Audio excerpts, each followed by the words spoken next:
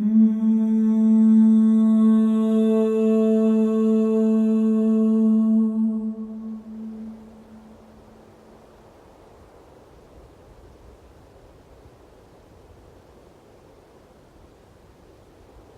do you do? Okay, I am a human rights attorney. I've trained as an admitted attorney in South Africa.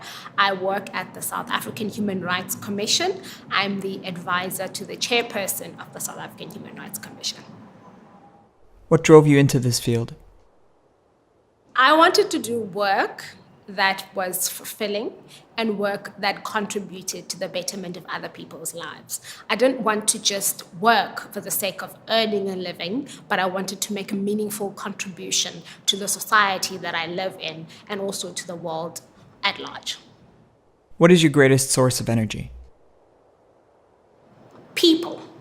I find that people can lighten you, they can educate you, they can also make you sad, they can also make you,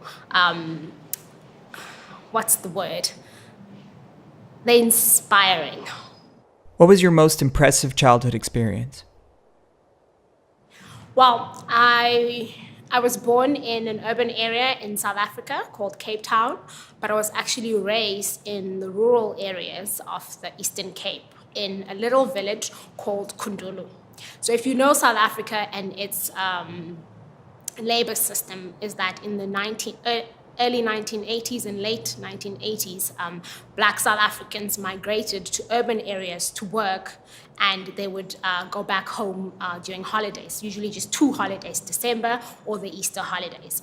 So because they work in the cities, they can't raise their own children. What normally happens is that they have children and they'll send them home to their grandparents to be raised by their grandparents. So I began from a very humble background. I grew up in a rural area. We didn't have running water. We didn't have electricity. Surviving was hard. We lived mostly on agriculture and the remittance that my mother and my other family members would send to us. So it taught me a lot about human nature, because growing up in the village, there was a community. Everyone loved each other. We all cared for each other. But once I became a teenager, I moved to the city, and life in the city was very different. It was more competitive, it was more commercialized, self-interest, and the value in humanity wasn't there. And I think throughout my life, I've always wanted to contribute to a society that reflects my rural experience, the experience that valued humanity, the experience of a community, the experience of people working together for a greater cause, as opposed to the urban areas where it's just individualistic and capitalist. What is the best advice you've received? Wow, okay. I worked briefly at a municipal office, and my supervisor advised me that the most important thing is your integrity as a person. He said you can acquire anything. You can be educated, you can have money, but if you don't have integrity, then there's very little use that you can be to your community. People must be able to accept that if your word is X, that your word is X. And I think that really taught me about how to interact with humans, treat people with highest of integrity, and conduct yourself in a manner that when people meet you, they know that this is your standard. If it's not the same, what is the best advice you can give? Be kind. The world is so hard, it's so rough. We just need to be kind to one another, treat others the way you would like to be treated. I feel a lot of the pain and the suffering and the hardship that we all go through in this world is because we've lost our basic humanity, which is the principle of treating someone the way we would like to be treated. What brings us together? I think it's our inherent humanity. We are social beings. We are instinctively drawn to one another. we should then pay attention to that inner calling that draws us from each other, as opposed to listening to the external stimuli that make us compete against each other and make us hurt each other.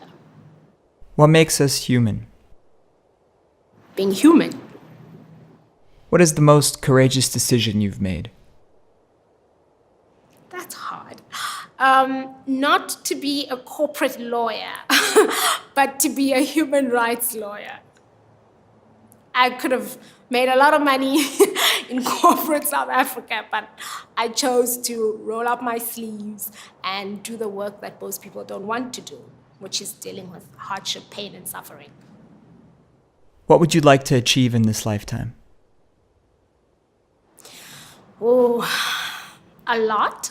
But I think one of my greatest ambitions and dreams and aspiration is to make the world a better place, and not in a grand way, but that one small individual whose life that you change, that one person that you help build a better future for himself or herself, that's what drives me, and that's what gets me up every day and fighting against a system that doesn't really appreciate the value of humanity. What is your strongest conviction? I'm convinced that human beings have an inherent dignity and that human beings are all equal. I don't think we should say human beings should be valued because of. I believe human beings, by virtue of being human beings, have an inherent value and equality and dignity and should be afforded freedom. What does home mean to you? Home means love. It means safety. It means acceptance. It means freedom. Freedom to grow, freedom to develop, freedom to realize my potential. It is a place that allows me to fulfill my greatest dreams. It is a place that allows me to be better than my today and better than my tomorrow. What role does spirituality play in your life? Spirituality plays a great role in my life because I don't subscribe to a religion, but I always believe that one day we are going to have to account for what we do, how we treat each other, and the decisions that we take in life. So that fear that there is a judge somewhere who will pronounce judgment on my actions drives me to live a moral life. Who are you? I'm Ncumisa. I'm an African. I'm a woman, and I'm Black. I'm a human rights attorney, and I'm a human.